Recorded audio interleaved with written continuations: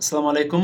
গুচ্ছ ভর্তি ইচ্ছুক পরীক্ষার্থীরা, সো তোমাদের পরীক্ষা খুব কাছাকাছি চলে আসছে। অলরেডি দেখা যাচ্ছে যে মাঝখানে মাত্র 6 থেকে 7 দিন মতো টাইম আছে। সো আমি তোমাদের খুবই ইম্পর্টেন্ট একটা কথা বলবো, যেটা তোমাদের অবশ্যই সবার ফলো করতে হবে। তো সেটা হচ্ছে যে আমি যদি বলি, গত বছর যে গুচ্ছ ভর্তি পরীক্ষাটা হয়েছে 2024-25 সেশন, সেখানে কিন্তু তোমার হলো যে আমরা সবাই জানি যে গুচ্ছ পরীক্ষায় কিন্তু আমাদের 100 নম্বরের এমসিকিউ পরীক্ষা দেওয়া লাগে। মানে টোটাল হচ্ছে 100টা এমসিকিউ থাকবে আমাদের পরীক্ষায়।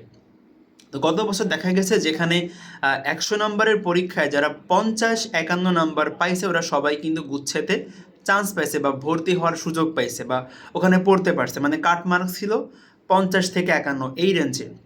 এবং গত বছরের কোশ্চেন কিন্তু অনেক সহজ হয়েছে। তোমার দেখবা যে বৃত্তের ব্যাসার্ধ বের করতে বলছে বা এরকম সহজ সহজ কিন্তু অনেকগুলা কোশ্চেন ছিল। তুলনামূলক গত বছরের কোশ্চেন সহজ হওয়ার পরেও তোমার কাটমার্ক কিন্তু 50-51 এরকম। তাহলে কোশ্চেন কিন্তু আর একটু হার্ড হইলে কাটমার্ক আরও একটু কমে আসবে।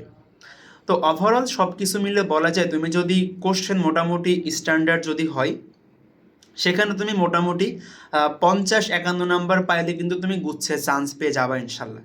তোমার গুচ্ছে একটা সিট তুমি পেয়ে যাবা, এটা বলা যায়। আর 60+ নাম্বার হলে তোমার তো অবশ্যই চান্স হয়ে যাবে, এটা মাস্ট আর কি এক প্রকার। তুমি অনেক ভালো জায়গায় চান্স পাইতে পারো বা ভালো জায়গায় ভর্তি হতে পারবে আর কি। বাট বলা যায় মোটামুটি 50-51 পাইলে তোমার চান্স হয়ে গেছে। তুমি মানে কাটমার্ক আসলে এমন থাকে, নর্মাল প্রতি বছর দেখা যায় আর কি। সো এখন আমার কথা ভালো করে শোনো। আমাদের টোটাল হচ্ছে 100টা এমসিকিউ থাকে। এর মধ্যে 50 নাম্বার পাওয়া মানেটা কি? ধরো তুমি 60টা এমসিকিউ দাগাইছো। তার মানে কি তুমি 40টা এমসিকিউ দাগাও নাই। তুমি ধরো 60টা এমসিকিউ এর মধ্যে 5টা এমসিকিউ ভুল করছো।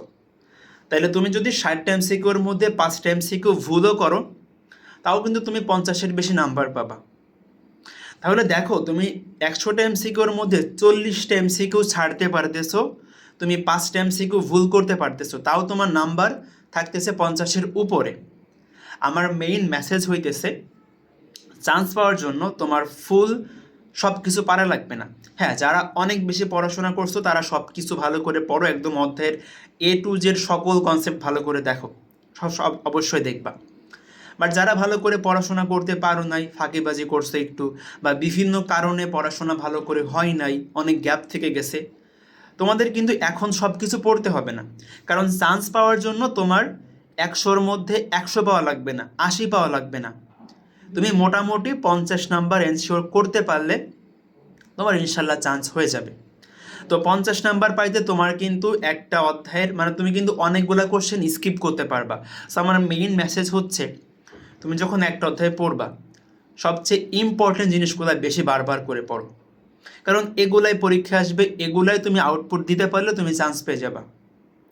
দেখা যায় যে আমাদের কিন্তু একটা অধ্যায় যখন আমরা একাডেমিকে পড়ি, অনেক বেশি কন্টেন্ট থাকে, অনেক বেশি টপিক থাকে। বাট আমার কিন্তু অ্যাডমিশনে সব কিছু লাগে না। তো আমি তোমাকে বলবো, তুমি যে কোনো একটা বই চুজ করো। ধরো তুমি অ্যাসপেক্টের বই পড়ো, বা ধরো তুমি অন্য কোনো কোম্পানির বই পড়ো, বা তুমি একটা কোর্সের ক্লাস ভালো করে করো, তুমি একটা ভাইয়ের কথা ভালো করে শোনো, বা তুমি একটা কোর্সের স্লাইড ভালো করে শেষ করো। মানে আমার কথা, তুমি যে কোনো একটা জিনিস প্রপারলি শেষ করবা, তাহলে তোমার হয়ে যাবে ইনশাল্লাহ। ঠিক আছে? যারা তোমাদের পড়ান বা তুমি যে বইটা পড়ো, সবগুলো কিন্তু অনেক ভালো করে গুছিয়ে লেখা হয়। সো একটা জিনিস ভালো করে কভার করলে হয়ে যাবে। আমি আজকে এখান থেকে পড়লাম, কালকে ওখান থেকে পড়লাম, এটা কিন্তু করলে তুমি খুব একটা মানে গোছায় লিখতে পারবে না পরীক্ষা হলে। দেখা যাবে তুমি জানা জিনিসগুলাই ভুল করতেছো। ওকে? সো যারা ভালো করে পড়াশোনা করতে পারো না, বা মোটামুটি সবাই, এখন যেটা করবা, একটা অধ্যায়ের সবচেয়ে ইম্পর্টেন্ট টপিকগুলোকে বেশি করে ফোকাস করবা, ওগুলা বারবার দেখবা। তোমার যেন ওই কান থেকে কোশ্চেন দিলে তুমি যেন ভুল না করো। ঠিক আছে? এটা সবাই এনশিওর করবা। তো সবার জন্য অনেক বেশি শুভকামনা থাকবে। তোমাদের যদি গুচ্ছ নিয়ে কারো কোনো কোশ্চেন থাকে, কমেন্টে বলতে পারো। আমি তোমাদের ফয়সাল ভাইয়া তোমাদের অবশ্যই রিপ্লাই করে দেবো ইনশাল্লাহ।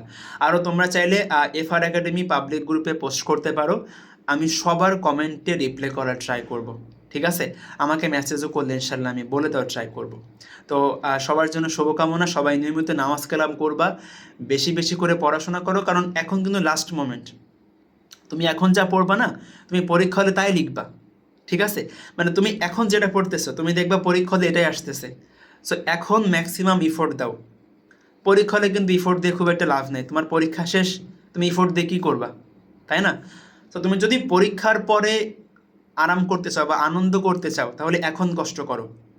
আর তোমার যদি মনে হয় যে আমি এখন আনন্দ করব, এখন রিলস দেখব, এখন ম্যাক্সিমাম ট্রাই করব না, তাহলে পরীক্ষার পরে কান্নাকাটি করার জন্য রেডি হয়ে যাও।